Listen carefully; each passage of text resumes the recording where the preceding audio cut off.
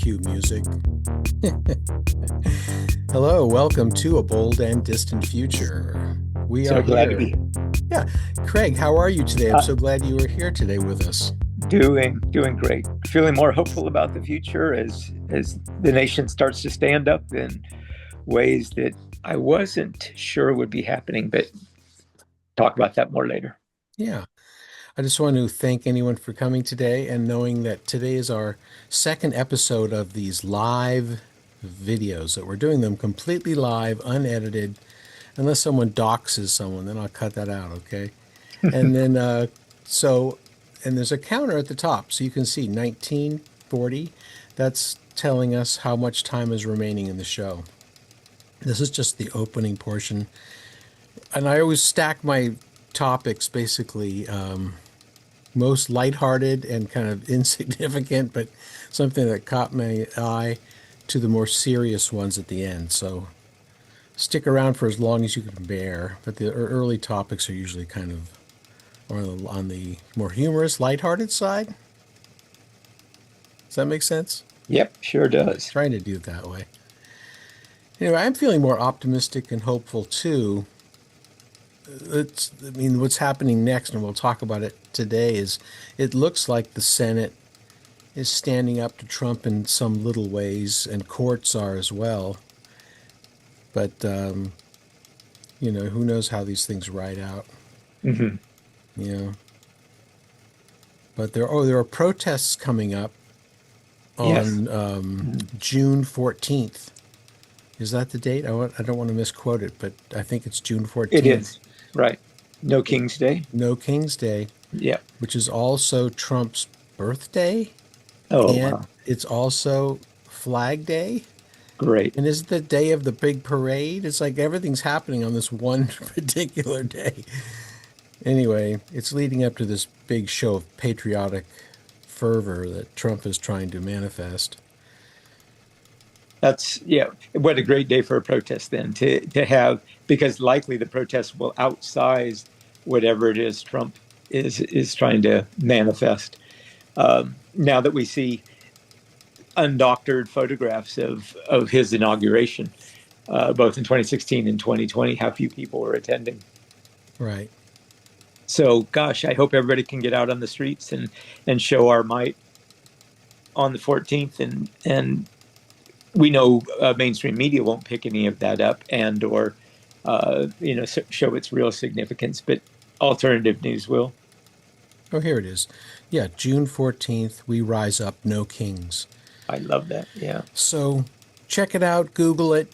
I've been using 5051 as my resource, and I keep repeating that over and over, although other people have other ways to find out where to attend and what to do. But that's the next one that's happening. I love that subtitle, We Rise Up. That's really a powerful statement. Yeah. Yeah. It's inclusive, and it's showing that there's a wave, I think, happening, and people, I don't know. It's hard to say just by the algorithm and the bubble that I'm in what is real and what is not real. I think Yeah. other people are just doubling down on the Trump plan, Yeah. which is kind of horrific, but that's the way it goes.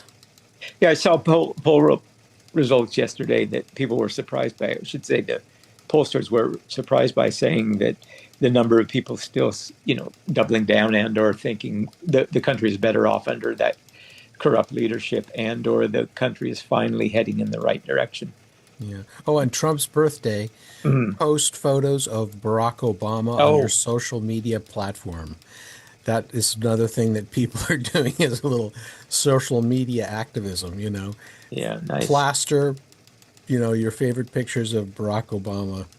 I love that. And I think Maybe toss a Biden or two in as well. Or, Barack and Joe together would be great. something along those lines. Yeah, Yeah. I love So that. Yeah. I think that'll be a nice way. And on this particular broadcast, I was going to use some kind of teletype sound in the background. Mm. So, which I've got all lined up and ready to go. I've used it once before. We'll see if it sounds too newsy. I might go with some of my other backgrounds. And I I like think, that because it really harkens back to a time, but it also sort of ramps up artificial urgency that we all seem to be responding to. yeah, I don't know why my slideshow was so long. Oh, Oh, there we this go. happened. Yep. This is taco. Yep. It stands for, what does it stand for? Trump always Always chickens chickens out. out. Right, referring to his, what, scaling back, like threatening these tariffs and then pulling them back again, and this whole Yeah. thing he's doing. Yep. And it's the art of it's in contrast to the art of the deal. And the art of the deal was never about threatening people and then chickening out or backing down such that you could finally talk. Um, so I love that this pivot, this you know different point of view on what he's actually doing is finally emerging because it isn't the art of the deal; it's the exact opposite. He threatens people and then he backs down. Well, he was actually carted away at a museum in Berlin, a wax museum display of Trump. As they wheeled it out, they stuck it in a dumpster and wheeled it off of the museum floor. Love it. And so I got the visual on this little video of them Yep, wheeling the cart by. that's So, good. That's such a strong statement because a lot of people are isn't it? feeling that way, and Yeah. it's not. It's gone well beyond Trump now. It's also that nobody's, like the Senate, the Congress largely is no longer functional, and so it's all that this movement represents that's really troubling people. I put a lot of value in these symbolic images and these symbolic movements like that. Hmm. Well, Trump made a commencement speech at West Point last weekend, and I don't know if you saw parts of it at all, but there was one part where he just sort of rambles and he mentions trophy wives, the danger Wow. of trophy wives. Hmm. Now, I looked up the definition of a trophy wife, and it might be sort of a reflection of himself. Did you also hear that the White House has stopped releasing transcripts of some of his speeches and talks? No, not at all. Yes, I think Wow. they think he's losing it, but That's a form of censorship. Yeah. Again, the idea that, wow. here's a trophy wife definition. A young, attractive wife regarded as a status symbol for an older man. I think he's had a couple of those, hasn't I he? think so. I can't think of anyone more representative of the wives he's chosen with this definition than Donald Trump. People Wow. are seriously talking that he is losing his marbles. Yeah. I mean, I was hearing Heather Cox Richardson talk about it, and No, she's not a histrionic kind of crazed person. She's very never. Yeah. rational and level-headed, Right. and she's talking about it. And the fact that they're not releasing all of the transcripts anymore is just it's this That's huge. whole Reagan kind of cover-up, his addled Hmm. mind sort of thing. Yeah. Well, then I'm starting to think what social media needs to do is, as platforms, as users, democratic users of the supposedly democratic platforms, we should take on the task of recording that, and then some of the platforms or find a transcribing tool so that we get that information and we can see for ourselves instead of waiting for podcasts or alternative media or mainstream media to provide that information. There should be a real upswelling of people using those platforms, like around the world, say Yeah. Arab Spring as an example. They use that as their primary communication tool. Take the damn thing over.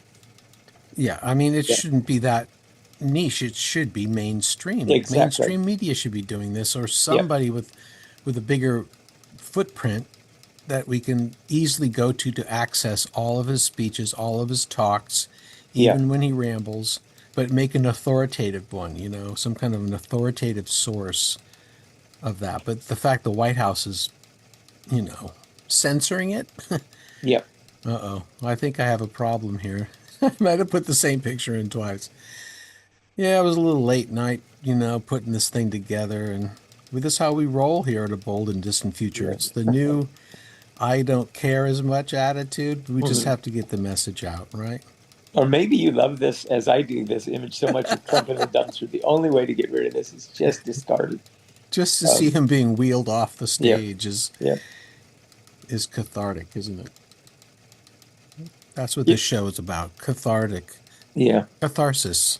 And I love the slide that I think I talked over, which was, gosh, when you look at 100% of the voters, you know, a small number, say 36.74 voted for Trump, Hmm. only 0.16 or 0.6% voted for Harris, 1% voted for a third party, and 30 some percent didn't vote. And so when you add all those together, it's not the majority that voted for Trump at all.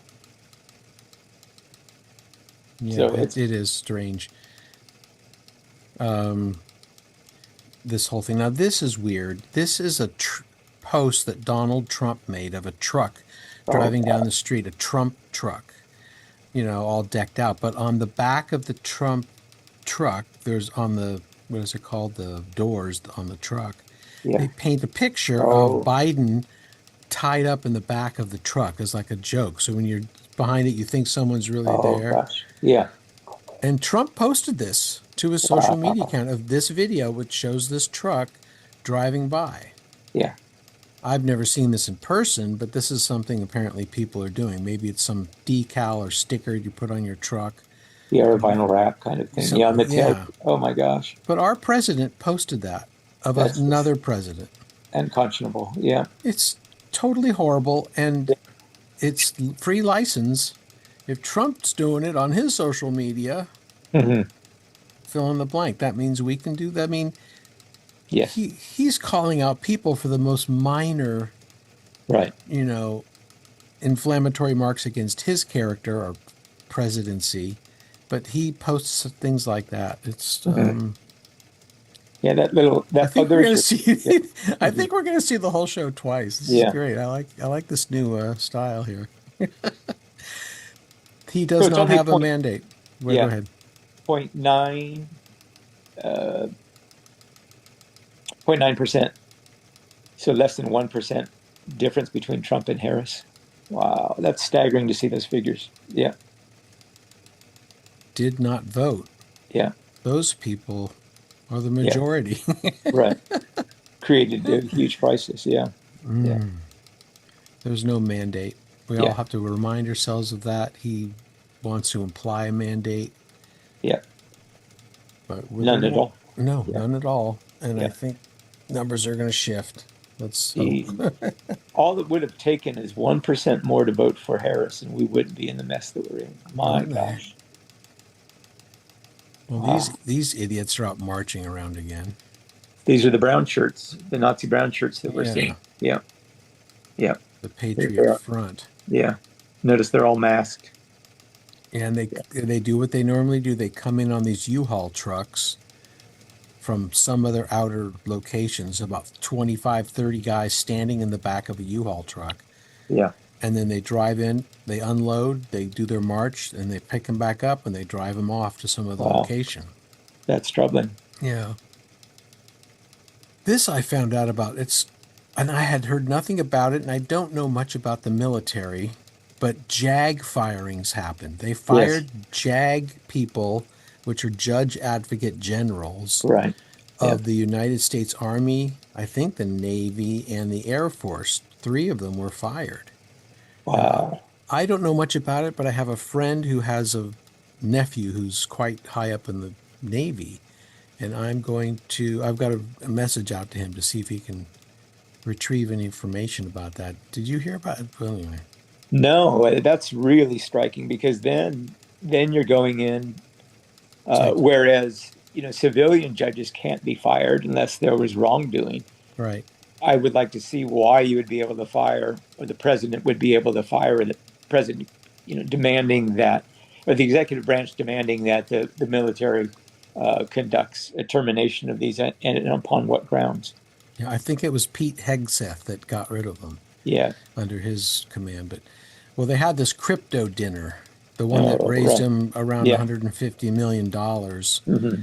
And I haven't seen lists of who attended, but apparently there were people there trying to identify who was at this event. Yeah, that should be a public list. Somebody's got to get their hands on that and say, here's the people Here that they we're going are. to be looking at. Yeah. Yeah. Well, and it continues to be this anti Bruce Springsteen thing going on in my news feed, and there are a lot of these fake kind of channels, American Liberty, Oh my A gosh. Strong Chorus of Booze. These are all lies and fake, saying that he's, leaving concerts without playing a note. It's so fake. Yeah, it is. Yeah. Well, I wasn't aware of that. I so admired what he said and speaking for so many people, not only here, but around the world. Yeah. And what he said was mild in comparison to Trump's Memorial Day thing. Well, Yeah. the big, beautiful bill passed in Yeah. the Congress. But now the next part of it, it has to go to the Senate, Hmm. which they say might happen in July, I think. I'm trying Hmm. to follow those numbers down. But there's one part of it called Section 70, 302. Hmm. And that particular section, now this was written by 20 different Democratic Congress people who wrote this letter to Speaker of the House Mike Johnson saying, "We write our letter to express our deep concerns over Section 7302 on the One Big Beautiful Bill Act.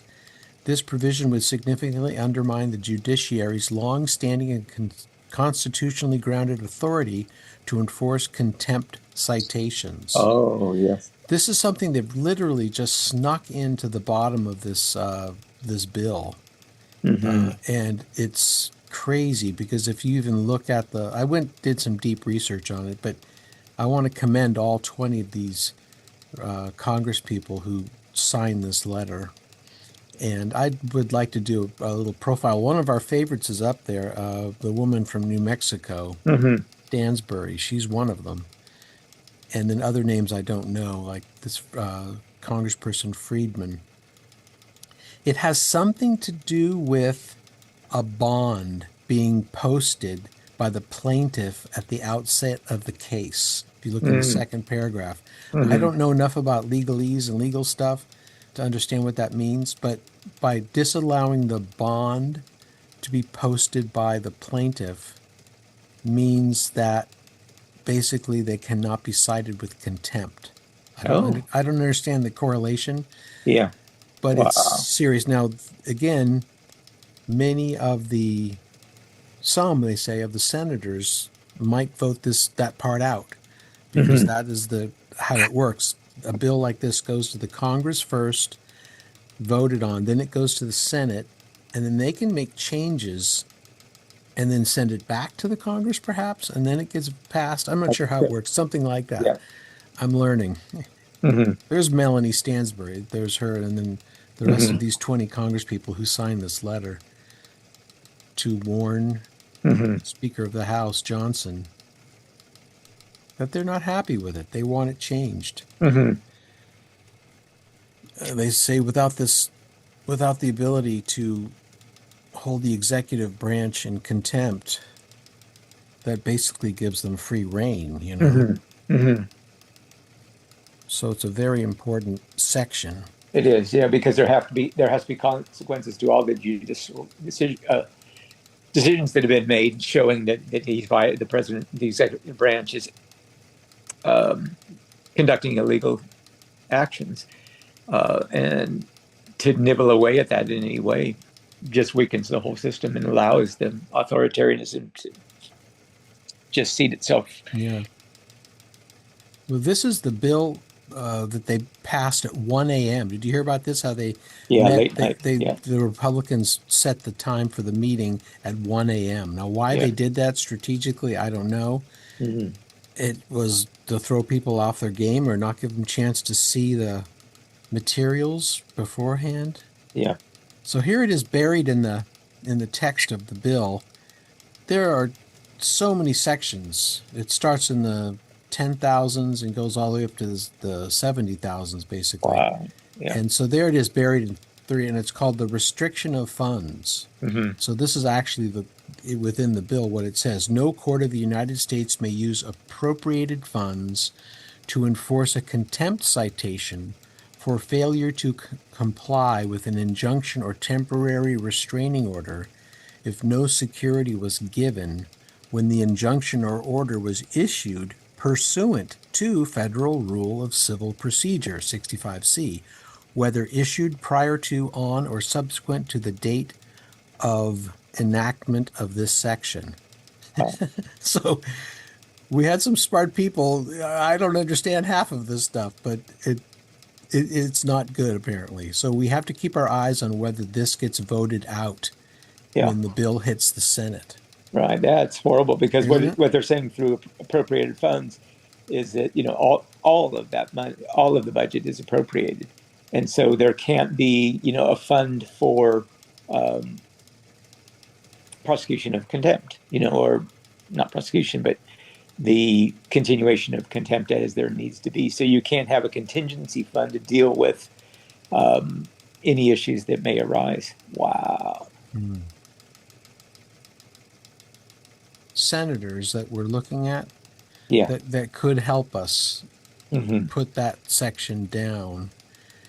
And I don't know why this particular thing is. Oh, the Senate Republicans are deeply divided over President Trump's big, beautiful bill, which when the House passed by a single vote last week, setting up a battle in the upper chamber between moderates and conservatives that is likely to drag on well into July. So this is where it's going to be really, it'll be fought out a bit more back and forth in the Senate,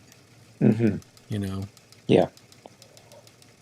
So that's where we're headed to in the upcoming week. We're going to roll out once a week the show, 20 minutes. That keeps me sane.